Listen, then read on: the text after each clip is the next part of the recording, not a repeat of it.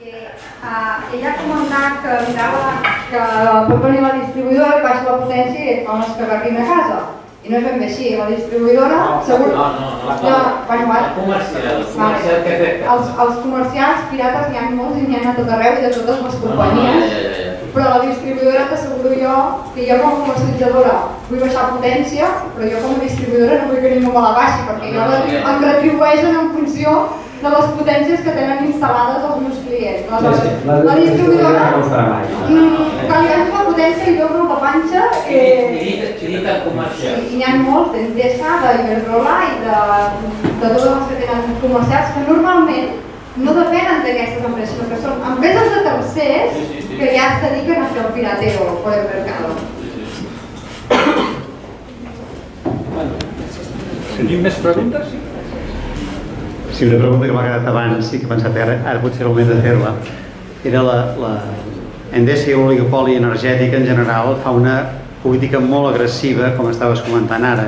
I jo volia preguntar aquesta política agressiva, algun altre exemple en què l'esteu patint i, sobretot, en quina mesura lluitar, és a dir, afavorir les petites companyies al quilòmetre zero, a part de lluitar contra l'oligopoli, també ens beneficia els consumidors i els que estem abonats. No, això ho han explicat abans.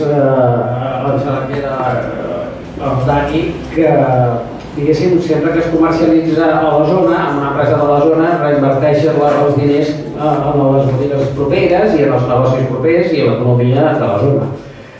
La lluita contra l'oligopoli aquest només té dues vies. Una és, diguéssim, que les empreses petites s'associïn i actuïn juntes, i l'altra via, que s'ha vist alguna vegada i que ha funcionat a mitges, diuen alguns, és la Comunitat Europea, la competència, el comissari de la competència europea, que ja va fer obrir el mercat de la telefonia quan abans només hi havia telefònica. Una mica, com que aquí ara ja hi ha unes quantes empreses, el mercat de la comercialització està obert i el de la distribució no. Bueno, és difícil, però no n'hi ha gaires dies. Això potser el Dani ho pot comentar una mica més. Bàsicament el que comentava abans és que al final els diners quan tu pagues una companyia depèn dels pagues, disculpeu, no tenia una paraula. Depèn dels pagues, el retorn d'aquella economia circular costa més en arribar.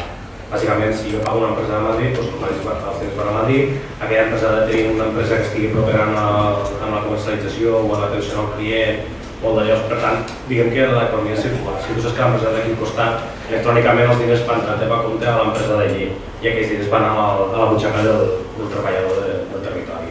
Bàsicament, aquesta és l'única gran avantatge que podem tenir des del punt de vista de treballar de cara a l'indústria econòmica o d'oligopoli. Després, a nivell del mercat energètic, com comentava el company, la compra de l'energia està marcada per l'última. És a dir, ells fan l'ordre, em sembla que estan les de cogeneració o les hidràuliques, doncs a l'últim fica el preu i diu, doncs jo venc a 75 quilowatts a 75 euros al gigawatt hora. El megawatt hora, el megawatt hora. I a partir d'aquí tots cobren cap endavant, sempre. Els interessa tirar els cals que sigui l'energia zero de la per tant, cobren a 75. I ostres, això és injust, no?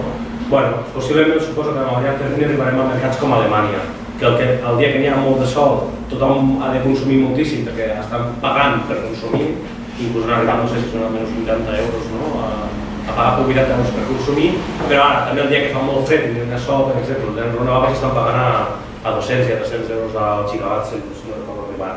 Per tant, també això és un tema de consciència de com funciona el mercat.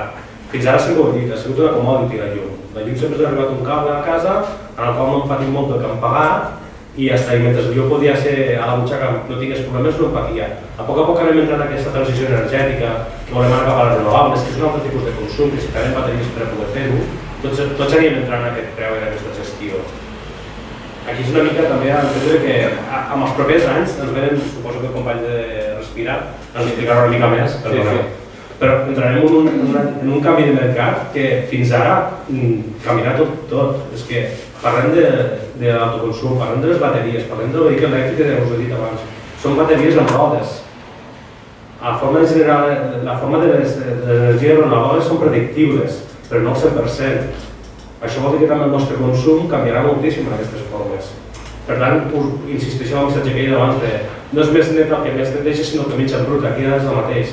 No és més eficient el que menys gastes, o al revés, el que menys reduïs factura tot, sinó que més conscient és de com està fent el consum de la seva energia. És aquest el fem. I després ara entrarem amb el vehicle. No, ja que tens el micro, pots...